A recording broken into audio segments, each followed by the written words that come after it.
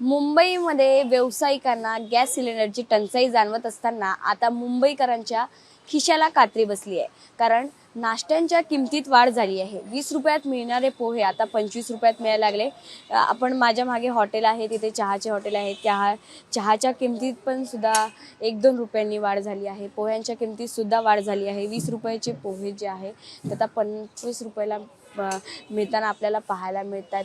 अनेक जे नाश्ता असेल, मेदूवडा असेल, पोहे असेल किंवा इडली असेल, डोसा असेल, या संपूर्ण जे नाश्ता आहे ह्यामध्ये वाढ झालेली आपल्याला पाहायला मिळते. विविध प्रकारचा नाश्ता इथे रोज उपलब्ध असतो. मात्र त्यात 1-2 रुपयांची वाढ झाली असल्यामुळे सामान्य माणसाच्या खिशाला जी आहे ती कात्री मिळताना आपल्याला पाहायला मिळते. आप्पे आहेत त्यामध्ये सुद्धा वाढ करण्यात आली आहे. डोसा असेल किंवा पोहे असेल, या जे खाद्यपदार्थ वस्तू आहे नाश्त्याच्या, यामध्ये 1-2 रुपयांच्या किमतीने वाढ झाल्याचं आपल्याला पाहायला मिळते. कॅमेरामॅन विक्रम सोबत साक्षी यादव, साम टीव्ही.